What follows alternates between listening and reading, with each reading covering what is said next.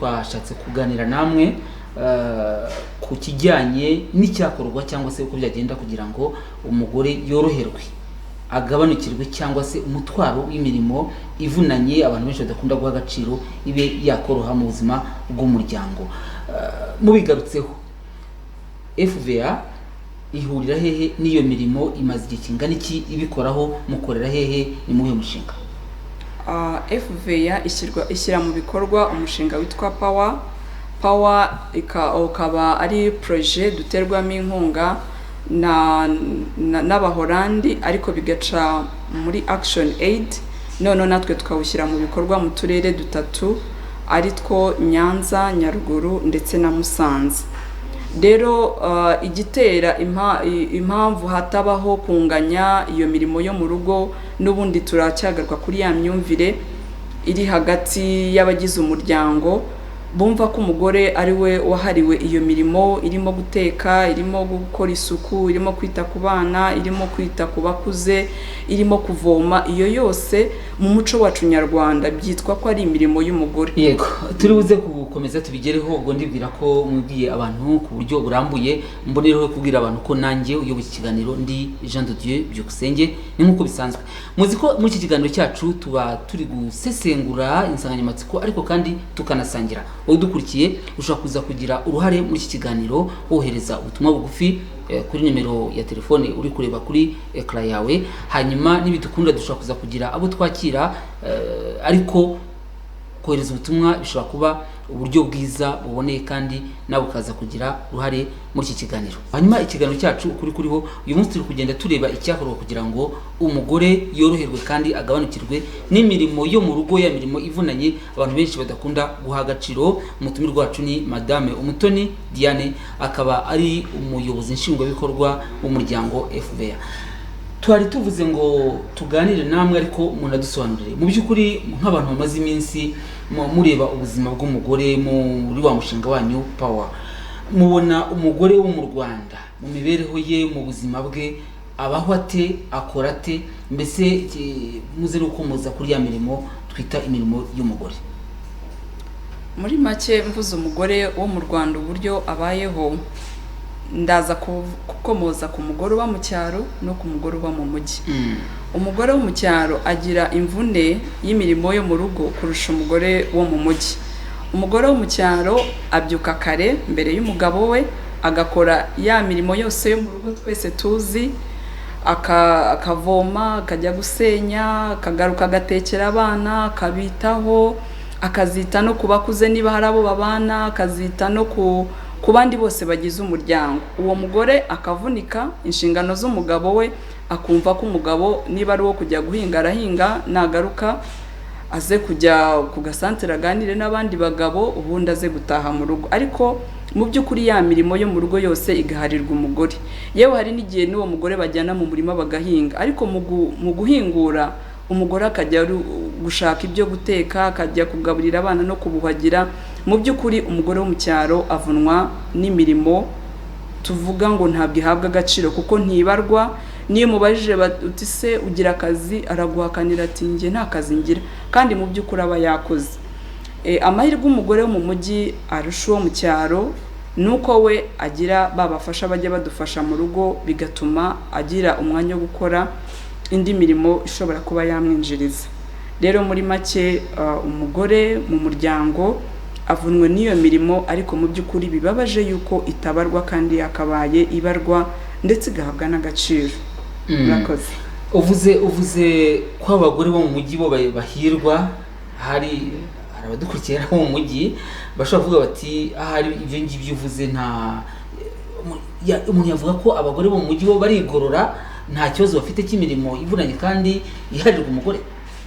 Nabo sinavuga ko batayikora. Hari n'igihe uba wenda wiriwe mu rugo kumva nawe urashatse kugira ibyo ukora, wenda ubonye ugufasha mu rugo atakoze neza, ariko abo mu mujyi wenda icyo navuga batandukanye n'abo mu cyaro nuko mu cyaro aba afite amikoro make, atabashije no kwishyura wa mukozi ngo nibura agire ibyamufasha.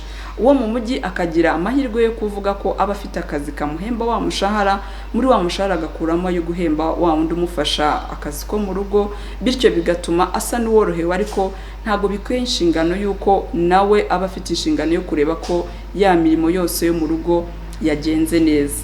So niryo tandukaniro ririmo, ariko ubundi umugore muri rusange avunwa n'imirimo yo mu rugo, yaba mu mujyi yaba mu cyaro, birabavuna ariko wenda ku kigero kitangana. Ntabwo ari ku kigero kingana, birumvikana. Umuntu yanakibaza ati ese wa muntu umufasha imirimo yo mu rugo, ubundi kuki yiswe umufasha w'umugore? Kuki aje gufasha umugore ahubwo atafasha urugo, hanyuma bimwe byo kumukurikirana, kumenya ngo ibyombo byogejwe neza, kumenya ngo abana bogejwe, uko umugore abikurikirana n'umugabo akaba yabikurikirana. Ibyo byose rero icyo numvamo nuko babe abo mu cyaro babe abo mu mujyi, icyo kintu bagihuriraho. Hari n'abashobora kutubaza bati mbese, cyangwa bakibaza bati mbese buriya abadamu b'i Kigali, abadamu b'abayobozi bo nabo bahura n'imirimo ivunanye iharira umugore? Bahura nayo. Nitanzeho urugero, iyo umukozi wanjye yagiye yatashye, yagize impamvu zimucyura iwabo mu rugo, ubwo mfata wa mwanya ka kazi yakoraga. Ni ukuvuga ngo umugisha umugore wo mu mujyi agira iyo ahari asa naho yorohewe, ariko iyo yagiye, impamvu tuyita ngo ni imirimo yahariwe umugore ni uko umugore wo mu mujyi iyo umukozi we yatashye cyangwa se yagize impamvu zo kuba adahari, niwe ufata niwe umwakira ya mirimo akayikora.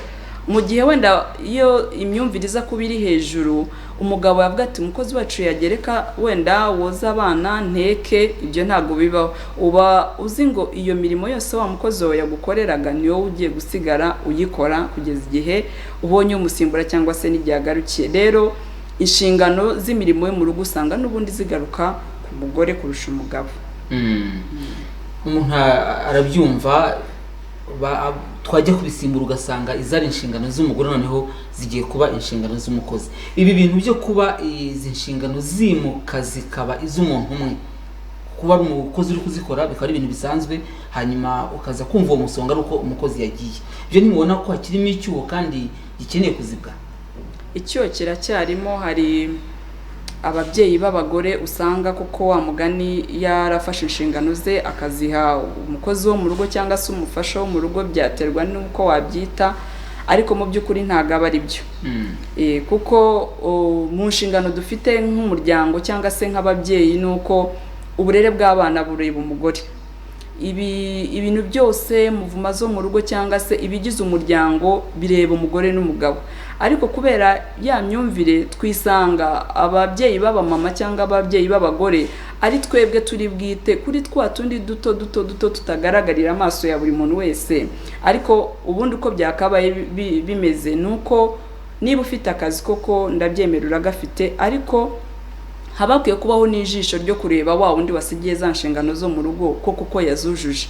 Icyo gihe iyo habayeho kumukurikirana mu buzima bwa buri munsi, ubusa naho ufite icyo ukora ariko mu buryo butakuvunnye. Naho iyo bifashe byose ukabimuharira, urumva hari igipfu.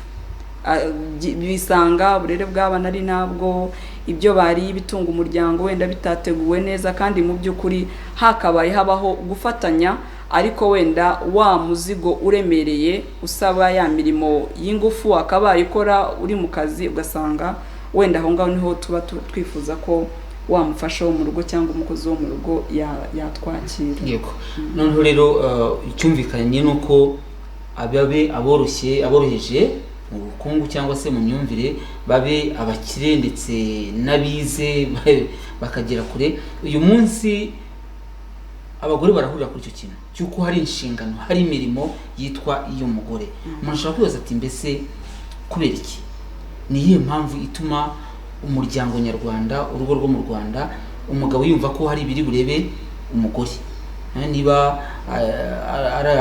bifashije umugore akagomba guteka, agatera n'ipasi, agatera n'iy'umugabo, abakennye nabo umugore akajya kuvoma, akavayo agateka, umugabo agahinga, umugore nawe agatera intabire. Iyi myumvire, iyi mitekerereze ivahe mubona bishingiye kuki? Iyi mitekerereze cyangwa se iyi myumvire ikomoka mu muco wacu. umuco wacu uko uremye uko uteye, umugabo ni umutware. Nta nubwo tubyanga ko abagabo ari abatware bacu, ariko muri ubwo buryo umuco nyarwanda wagiye uzamura igitsina gabo cyangwa se umugabo, umwana w'umuhungu muri rusange, byagiye bituma igitsina gore cyangwa se umwana w'umukobwa arushwaho gusa naho akandamijwe mu guhizaho imirimo myinshi kurusha iya musaza we, mu kumva ko ari urebwa n'izo nshingano zitwa ngo n'iz'urugo, wakarebwa na bya bindi bikomeye bisaba imbaraga. Naho babikuriza bavuga ngo guteka biroroshye ntabwo bisaba imbaraga, n'iby'abakobwa, gukora isuku n'iby'abagore. Noneho ugasanga umugabo barimo baramuharira ya mirimo ikomeye, kubaka se cyangwa se kwasa inkwi, ya mirimo ikomeye. Noneho ya yindi ikomeye kuko wenda tutayibona mu bwinshi bw'ubuzima bw'urugo, ugasanga ya yindi yose yo mu rugo ihariwe umugore. Rero ibyo bigatuma kubera iyo myumvire twavukiyemo twakuriyemo kugeza ku gisekuruza cya kure, ugasanga n'ubu kubyikuramo cyangwa se guhindura iyo myumvire biracyagoranye. Rero ni urwo rugamba turimo kurwana rwo kumva ko nta murimo wahariwe umugore, nta murimo wahariwe umukobwa, twese ahubwo nako umugabo tukwiye gufatanyiriza hamwe kugira ngo ya mirimo idahabwa agaciro tuyisaranganye, kugira ngo wa mugore yisigarize umwanya wo kuba yakora ibyamwinjiriza. Uvuze umuco nyarwanda, birumvikana ntabwo uri kuvuga umuco w'ahandi, ariko abadukurikiye abenshi udasoma Bibiliya asoma Korowani cyangwa se afite uburyo asengamo, ari Korowani ndetse ari na Bibiliya, nabo ko bavuga bati nyamara umugore ni urubavu rw'umugabo, umugore ari munsi y'umugabo. Byo mubona aricyo bitwaye abantu bagendeye mu ijambo ry'Imana? Ijambo ry'Imana niryo nanjye ndaryemera. Hari naho rivuga ngo umugore gandukira umugabo, noneho hakaba naho rivuga nicyo gituma riba ryiza, rikanavuga ngo umugore mwiza wamukurahe, ngo arusha igiciro cyinshi amabuye yitwa marijane. Bivuga ngo rero Bibiliya ntabwo ihari kugira ngo ikandamize cyangwa se ishyire hasi igitsina gore. Urumva Bibiliya imuvuga ko ari umuntu w'agaciro, ari nayo mpamvu wa mugore akwiye kubahwa akanafashwa ya mirimo yo mu rugo, kuko ni ikintu cy'agaciro. Bakubwiye ngo zahabu iri hariya wayifata neza kugira ngo hatagira uyigutwara.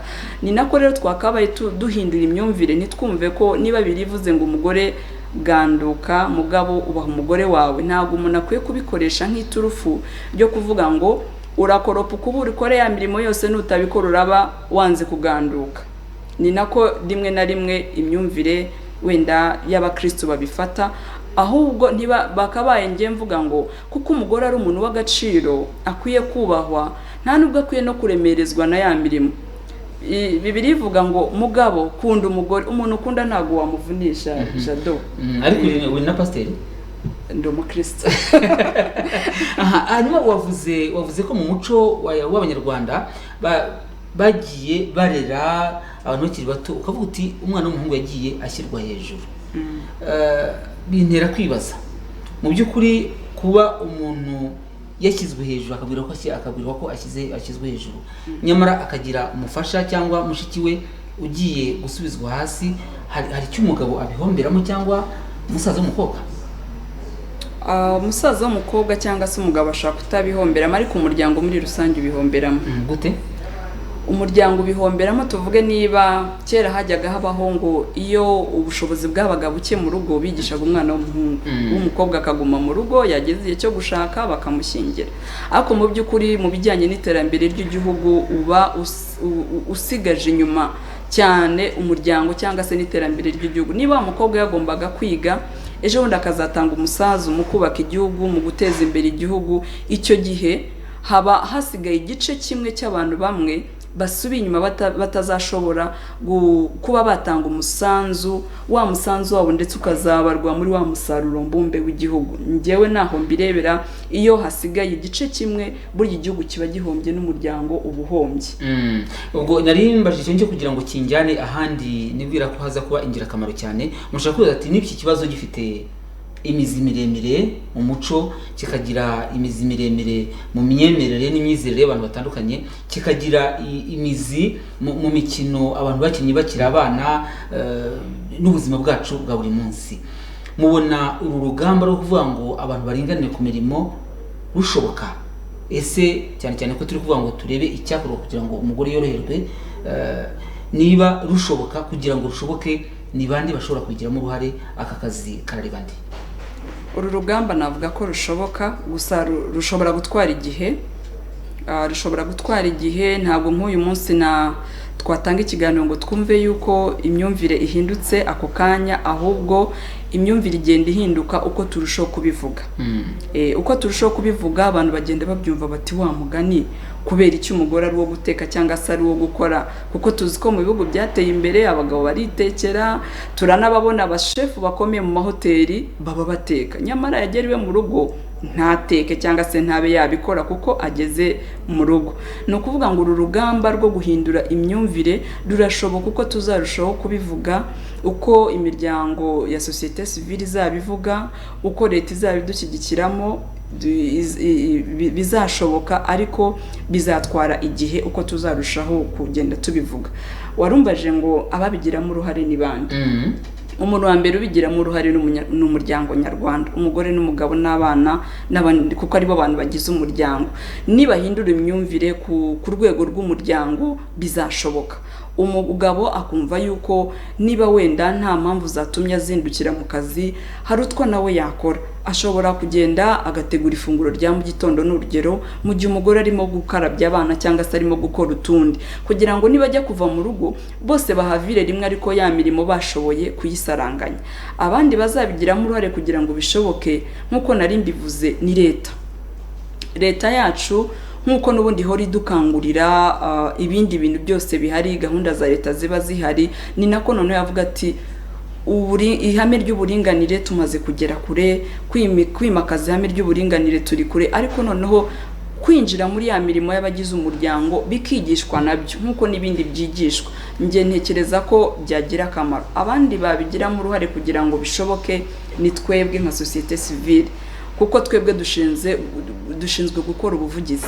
Uko rero turushaho gukora ubuvugizi, nk'ubu dukora ubuvugizi kurwanya inda ziterwa abangavu, tugakora ubuvugizi mu kuvugira abagore bahohoterwa, ni nako rero dushobora guhaguruka turi ijwi rimwe, tugakora ubuvugizi tuvuga tuti iyi mirimo idahabwa agaciro umugore akora ikwiriye gusaranganywa, ikwiriye kumenyekana. Nibura umugabo akarekonesa cyangwa se akamenya koko uyu mugore akwiye kwitabwaho, agafashwa wa muzigo cyangwa se ya burden abongereza niko bavuga, igasa naho igenda igabanuka. Ariko urumva ahantu navuga umuzi wo gukemura ikibazo ni mu muryango. Mbere yuko leta iza kudufasha, mbere yuko abafatanyabikorwa baza kudufasha, abagize umuryango ni bakwiye gufata iya mbere mu kugerageza kureba ko imirimo idahabwa agaciro ikorwa n'umugore yagabanuka. Murakoze. Ubwo rero biraza kunsaba wenda ubwo muvuga muti leta yabizamo ariko ikaza yunganira abagize umuryango, abagore ku rwego abo mubana nabo cyangwa ko mubibona, bo biraborohera kubyumva bakumva ko bakiyambura uyu mutwaro bagafataho agace bakagaha umugabo, cyangwa baracyavuga bati umugabo wanjye bamubonye akubura induru yavuga bavuga ko namuroze? Mbese abagabo bo urwego bariho mubona ari uruhe? Abagabo navuga ko imyumvire iracyari hasi, ariko bamwe na bamwe igenda izamuka uko iminsi igenda, uko ihame ry'uburinganire rigerageza kubahirizwa. Niba kugeza ubu umugabo ashobora kuvuga ati njyewe sinakwikubitira umugore, dore n'inka ntago zigikubitwa, uko bagiye bareka guhohotera abagore babo, nubwo bigihari ariko byagabanyije ubukana, ni nako buhoro buhoro imyumvire izagenda izamuka. Ubu navuga ko imyumvire ikiri hasi mu bijyanye no kuba basaranganya ya mirimo yo mu rugo, ariko nk'uko n'ibindi byari bikomeye bagiye basa naho babireka, ni nako bazagenda basobanukirwa mu bijyanye no gusaranganya ya mirimo yo mu rugo idahabwa agaciro. Abagore bo bahagaze bati? Abagore bo abo mu cyaro biracyari hasi nabwo. hari nubwo wenda n'umugabo ashobora kuba afite uwo mutima wo kumva ati reka ngufashe, umugore ati sigaho batagira ngo narakuroze. Kuko ibyo bintu bibaho, bakavuga ngo uriya mugabo ni inganzwa, dore uriya mugabo yirirwa mu rugo. Noneho umugore kugira ngo akire igisebo cy'abaturanyi akemera akavunika, ariko kugira ngo avugwe neza niko biba bimeze. Bivuga ngo imyumvire cyari hasi, uko tuzajya turushaho kubakorera ubukangurambaga tubigisha kumva ko nawe adakwiye guheranwa n'ibyo, kuko duhora tuvuga iterambere ry'igihugu, kandi umugore nawe agomba kurigiramo uruhare, kandi ntabwo azatera imbere akora ya mirimo yo mu rugo idahabwa agaciro, itanabarwa, itagira icyo yinjiza. Mu buryo bwo guhindura imyumvire ni ukumubwira uti emera ufatanye n'umutware wawe n'umugabo wawe kugira ngo nawe uze kugira ka kanya ko kujya gukora ya mirimo yakabaye kwinjiriza. Murakoze cyane. Ikiganiro cyacu rero nk'uko nabivuze turasesengura kandi tugasesengura tunasangira, niyo mpamvu tugeraho tugaha umwanya w'ijambo abadukurikiye kugira ngo nabo batange ibitekerezo. Hari abatangiye kohereza ubutumwa bwabo. Uyu yavuze ngo ni Damuru i Rutsiro, Bibiliya ivuga ko umugore ari umufasha w'umugabo, badufasha muri byinshi ndetse n'ibyatunaniye. Ni ubwo butumwa bwe, ni Damuru w'i Rutsiro, ubutumwa twabonye. Yavuze ngo nitwa Clarisse ndi i Nyagatare, ikiganiro cyanyu ndagikunda cyane, ariko abagabo nabo bakwiye kujya bafasha abagore babo mu mirimo kuko turavunika cyane. Nawe ubutumwa bwe turabwumvise. Hari n'ubundi bwinshi bugiye kugenda buza, ariko nk'uko mubivuze muravuga muti abagabo baracyafite imyumvire iri hasi, ariko mukongera muti si bose. Hari abagabo rero twaganiriye, hari abagabo twagiye tunyuramo batubwira uko bitekereza n'uko babona imirimo ya yindi yo kwita ku muryango, n'ukuntu babona ivuna umugore ndetse n'icyagombye gukorwa. Mu bijyanye n'umuryango ni uko abantu bagomba kubahana. Iyo bari mu muryango abantu bagomba kubahana, wese agakora inshingano iye imureba, uretse ko nta n'inshingano idashobora kureba buri muntu wese mu rugo. Imirimo ubona ikorwa n'abagore kandi ikwiye guhabwa agaciro ni nk'iyi? Icyambere buri mugore, ikintu abantu baba bashaka kuvuga ni imirimo yinjiza amafaranga, ariko iyo ukurikiranye umugore, buriya njya mbona umugore yariho aba afite minisiteri nyinshi aba ayoboye, kuko buriya nta n'ubwo bushobozi sinjya mbubona ku bagabo, kuko niba umugore afite uburezi urumva ko afite minisiteri y'uburezi, umugore afite minisiteri y'ubuganga mu rugo, kuko aramutse atetse nabi ubwo abo mu rugo bose byagenda nabi. Ubwo umugore urugo bajya bavuga ngo ukurusha urugo, ngo abanyarwanda ngo ukurusha umugore abakurusha urugo. Bivuze yuko iyo umugore ari umuntu mwiza ashobora gutuma urugo rugendwa, twamubwira ko ubwo afite minisiteri y'ububanyi n'amahanga. Ubwo ukurikije ibintu byinshi umugore ashinzwe, afite imirimo myinshi inakomeye.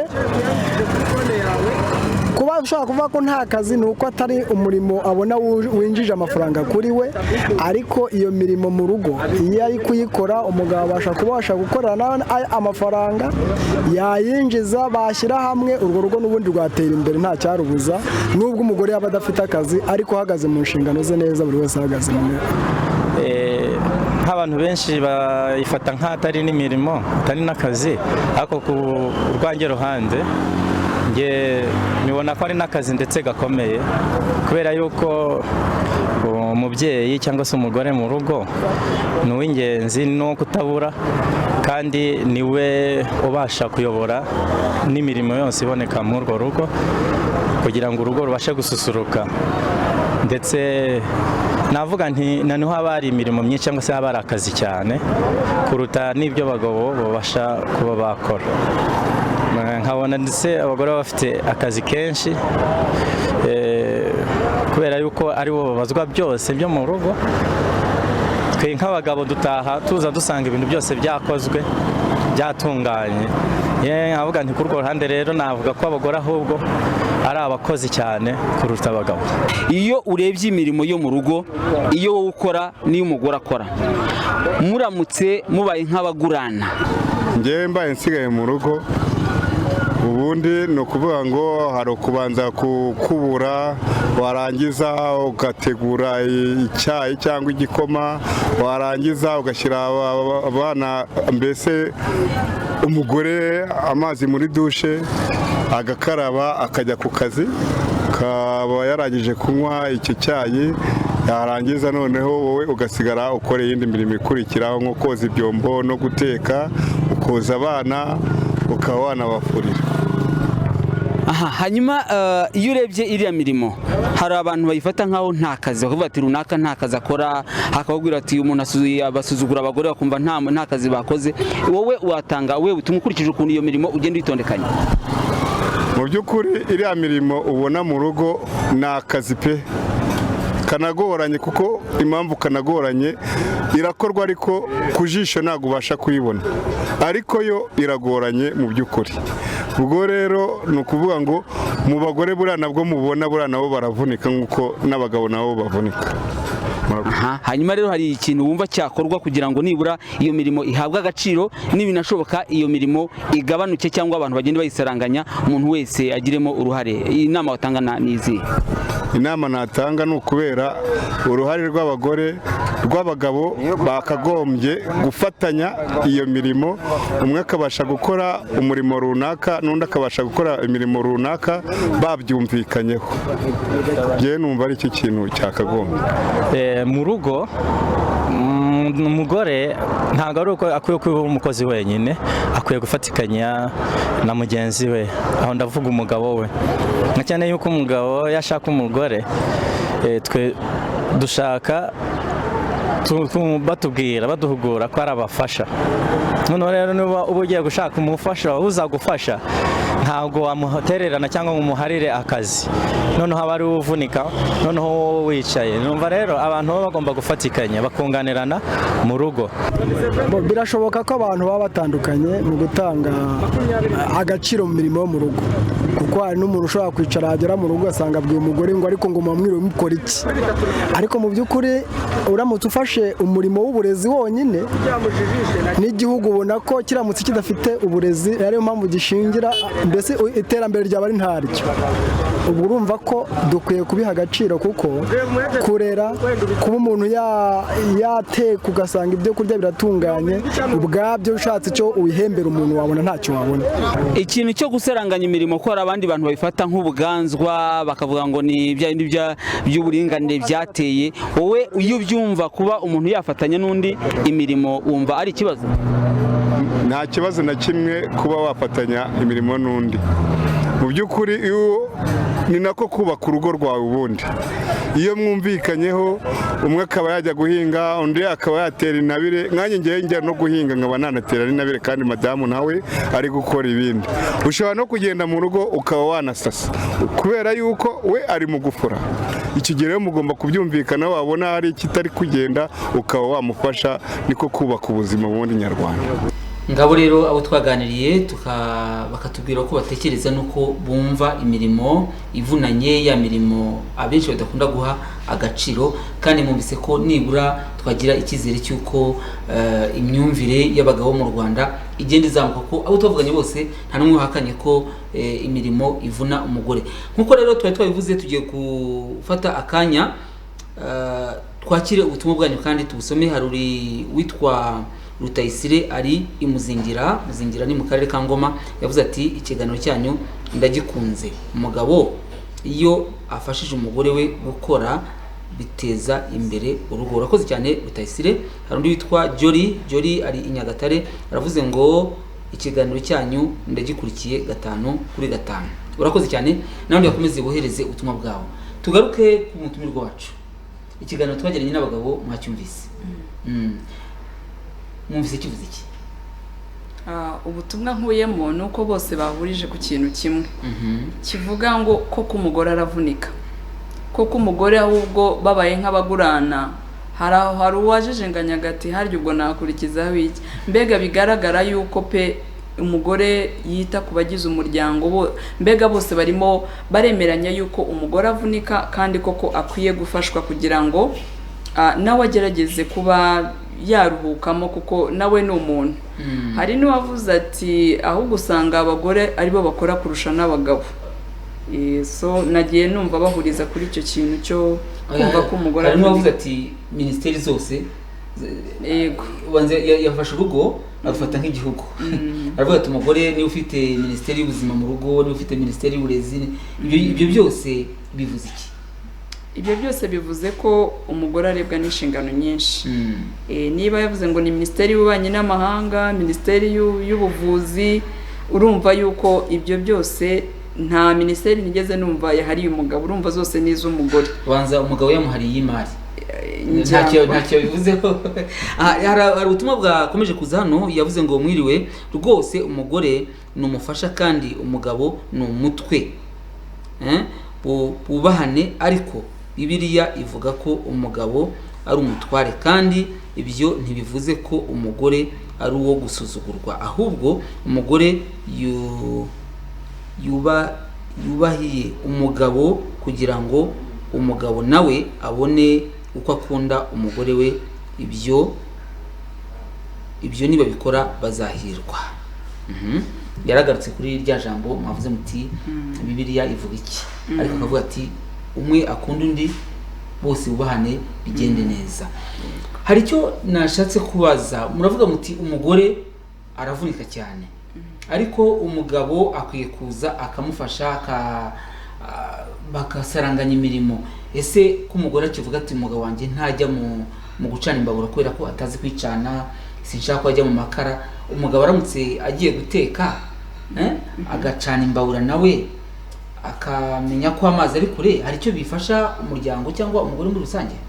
Cyane rwose birafasha, kubera yuko iyo bagize igihe cyo gusaranganya, tuvuge burakeye mu gitondo, usanga henshi mu byara amazi aba ari kure ku buryo bafata urugendo rurerure bajya kuvoma. Umugabo akavuga ati mu gihe umudamu wanjye arimo gukiza imyanda, reka njye kumuzanira amazi aze kubona icyo gukoresha. Icyo gihe umugabo agiye akazana amazi yo gukoresha, bisanga wa mugore yarangije kugira ibyo akoraho, bakaba byatuma ya mirimo yari bukore cyangwa se amasaha yo kuvoma yayavunjamo amasaha yo kujya wenda gucuruza. N'urugero, niba barahinze bakagira umusaruro basagurira isoko, umugore akajya gucuruza, cyangwa se umugore akajya mu kibina cyo kwizigama, nawe agatangira kwizigama, akamenya icyo yakora, akamenya uburyo yahanga ya mishinga mito mito yazana iterambere mu rugo. Ariko mu gihe cyose umugore akiri mu rugo, agikubwe na ya mirimo yose yo mu rugo, bizasaba umugabo ko ari we wenyine icyitwa ifaranga kibazwa, kandi mu by'ukuri bakabaye bafatanya ya mirimo yo mu rugo, noneho bose bagakora ku mafaranga, bityo iterambere ry'umuryango rikagerwaho mu buryo bwihuse. Mwavuze ko abantu barebwa n'iki kibazo bashobora kugira icyo bagikoraho, harimo imiryango itari iya leta cyangwa se sosiyete sivile. Bintera kwibaza, mu mushinga Power mushyira mu bikorwa mu karere ka Nyaruguru, Nyanza ndetse na Musanze, abagenerwabikorwa ni bande, mubafasha iki? Umushinga wanyu ukora iki, ufasha iki abaturage? Abagenerwabikorwa dufite mu mushinga wa Power ni abagore, uretse ko n'abagabo bazamo, ariko umubare munini ni abagore. Nizo ntego zacu mu mushinga wa Power, kuzamura umugore. Niba ngo umugore tumuzamura, tumukorera ubuvugizi mu buryo bwo kugira ngo iyi mirimo idahabwa agaciro igabanuke. Wakwibaza uti se iyi mirimo yagabanuka gute? Nuvuga ngo mu mushinga wageneye ko umugore azegerezwa amazi, ibyo umushinga warabikoze ku buryo umugore adafata amasaha cyangwa se adakora urugendo rurerure ashaka amazi. Bivuze ngo hari abo twegereje amazi mu mago, bafite amazi mu mago yabo, abatayafite bafite utuzu tw'amazi ku buryo agenda metero nke akabona amazi. Abagore bo mu mushinga wa Power twabubakiye amarerero kugira ngo umwanya yari bufate yita ku bana, areba ko badakubagana, bajya muri ECD bakirirwayo, bakaza ya mirimo afite aho ayigejeje. Noneho ikindi twabashishikarije kwibumbira mu matsinda yo kwizigama, ku buryo bagenda bizigama mu bushobozi bwabo bukeya, bakazarasa ku ntego, bakaba bakora ikintu gifatika cyabazamura. Bamwe bo bageze no ku rwego rwo kuba bafite amakoperative ndetse afite n'ibyangombwa ku rwego rwa RCA. Turebye urugendo Power yagendanye n'umugore itaraza, tukabona aho umugore ageze ubu ngubu, tubona biri ku rwego rushimishije. Umugore yaratinyutse, umugore arimo kwiteza imbere kubera ibyo byose byagiye bimukorerwa. Ibigega by'amazi, izo ECD, guhabwa imbabura za cana rumwe. Niba yari busenye buri munsi ashaka inkwi, ashobora gusenya rimwe mu cyumweru cyangwa kabiri mu cyumweru, kuko afite yambabura ikoresha inkwi mu buryo buhoro buhoro. Rero muri makeya ni ibyo umushinga wa wagerageje gukora. Si ibyo gusa, hari n'ibindi umushinga ugenda ukora nko kubigisha ku ihame ry'uburinganire, ibijyanye n'ihohoterwa, uburenganzira bwabo ku mitungo. Ibyo byagiye bituma ndetse n'abafasha babo aribo batware babo nabo bagenda basobanukirwa ku buryo basigaye bafatanya n'abagore babo mu gukora ya mirimo idahabwa agaciro yo mu rugo. Reka tugaruke ku butumwa. Hari uwanditse ngo mwiriweho, umugore nibyo ni umutima w'urugo koko, inshingano ni nyinshi zimureba, ariko rwose abagabo bakeneye gufasha abagore babo igihe bari kuboneka batitaye ku bwoko bw'akazi. Murakoze cyane. Hari umuntu uhamagaye, tumve ko bidukundira. BTN TV, alo? Ntabwo bikunze. Hari undi wohereje ubutumwa yavuze ngo abagore ko hari abavuga ko hari abumva ko imirimo yo mu rugo ari iy'abakozi, ni mutureke abakozi bo mu rugo nitwe tubizi kabisa. Ubwo uyu nawe ni umukozi wo mu rugo. Twari tuvuga iby'abagore, abakozi bo mu rugo nabo baravuga ati nyamara nitwe tubizi. Duhere kuri iki ngiki, aho nidufata umugore tugira ngo imirimo yo mu rugo abashe kwisaranganya n'uwo babana n'abana, hanyuma agafata imirimo akayipakurura akayihereza umukozi, ntituzaba duhungiye ubwayo mu kigunda? Ibyo byo navuga ko atari byo. Ku buryo umukozi nawe ni umuntu, uko nawe bikuvuna ni nako nawe byamuvuna. Gusa nyine kuko aba afite igihembo azabona nyuma y'ukwezi, usanga haba ariho kumva ko nabikore arabihemberwa. Ariko mu by'ukuri nubwo abikora, inshingano yo kubisuperiviza, niko nabiburiye Kinyarwanda, inshingano yo kubikurikirana, kumenya ko byagenze neza, kumenya icyo ukwiriye kumubaza, atari ukuvuga ngo utereye iyo utereye iyo nyine wa mukozi wo mu rugo akora ibyo ashaka. Ariko hari naho wamufasha mu gihe wiriwe mu rugo kugira ngo unatange n'urugero rwiza kuri bwa burere bw'abana. Umwana w'umukobwa nakura abona nyina nta murimo akora, nawe nagira urwe rugo azumva ko umurimo wo mu rugo ukorwa n'umukozi.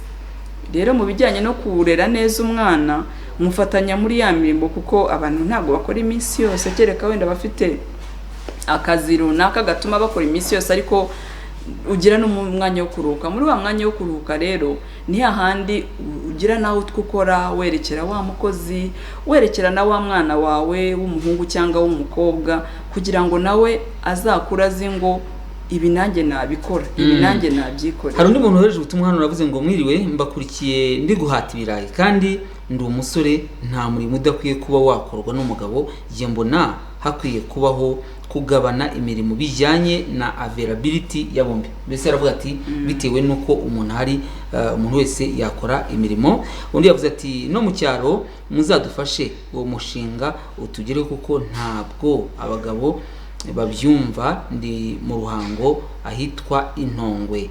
Hari undi watweje ubutumwa ati nitwa Uwayezu Aline, mperereye i Kanombe. Igitekerezo cyanjye nuko abagabo bajya nibura baba baha agaciro iyo mirimo umugore aba yakoze, ntibatahe babatuka ngo ntacyo bakoze kuko bica intege. Iyo nicyo gitekerezo cye. Hanyuma mwari muvuze kariya kantu kuko umugore bamureba nabi ko ibintu bitatunganye, mbese hakaza igitsure cy'umugabo kikareba umugore nawe agahita ahindukiza igitsure akagishyira ku mukozi. Umukozi we iyo bibaye bikomeye igitsure cye cyangwa umujinya awuturane. Urumva nta rundi rwego rusigaye. Abana si bo babigororwamo?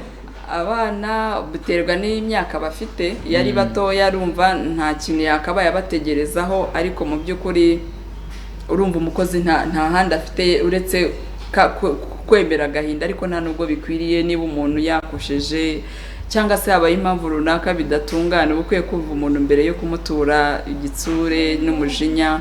Buriya haba habayeho impamvu, kandi natwe tugiye kwigenzura mu mirimo yacu ya buri munsi, burya ntawe utunganya ibintu 100%. Rero igihe bitagenze neza habaho kuvugana, kumvikana, ubutaha bigakosoka, ariko umuti ntago ari umujinya cyangwa se kuvuga nabi, ahubwo abantu babiganiraho bakabiha umurongo.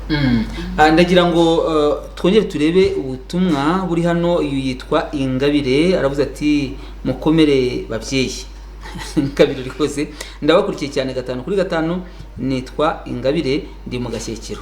Ingabire turabizi ko ikiganiro cyacu gikurikira umunsi ku munsi ntabwo kijya kimucika rero muvandimwe turagusuje natwe. Hanyuma iki kibazo cy'imirimo ivunanye abantu basa naho bahariye abagore, ndagira ngo duse naho tugifatira umwanzuro dutange inama zisa naho zijya gusoza.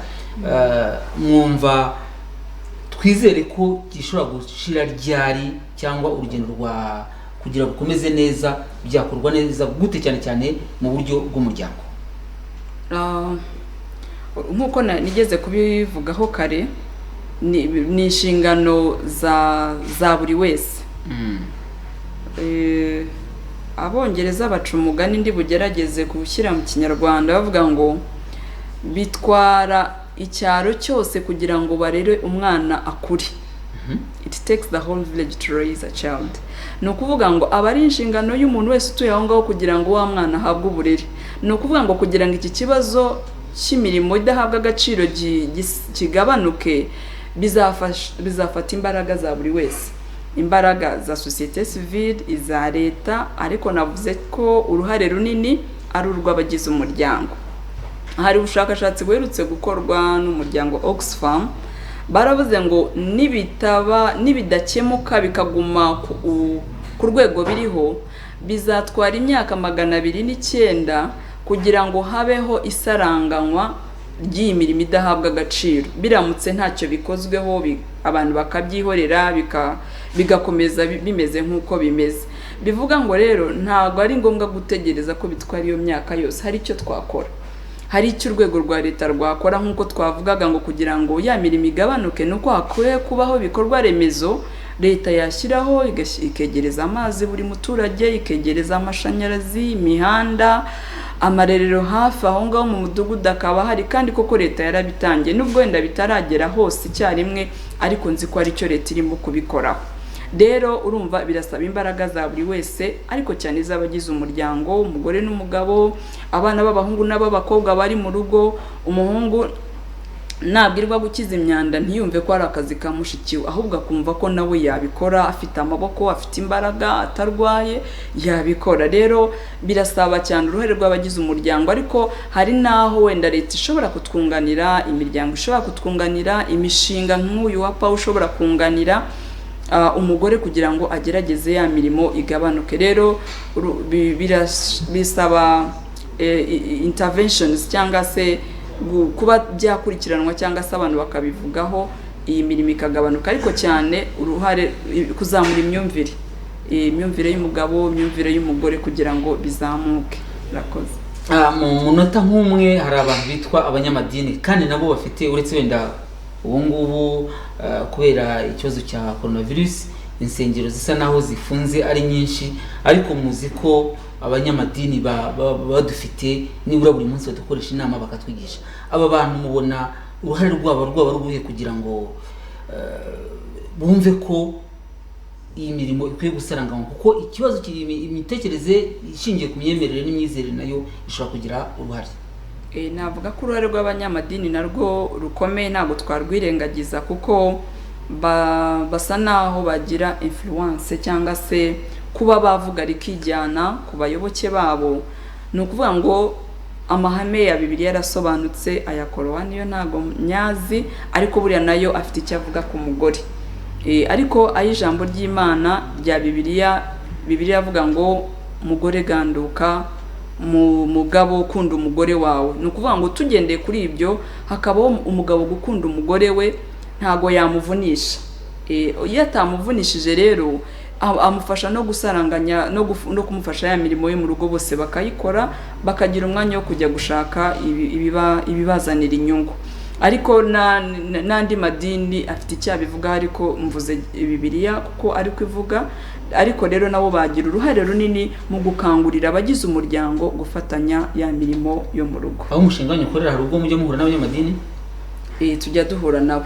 Murakoze cyane, reka dusoze ikiganiro cyacu, mbashimire umwanya mwiza muduhaye kandi n'ibitekerezo byubaka umuryango mugejeje ku bakurikiye ikiganiro ukuri kuriho, kandi nizere ko n'ubutani tubatumira cyangwa se tukabasura muzaduha ibitekerezo nk'ibi kugira ngo turusheho kubaka umuryango ndetse n'igihugu muri rusange.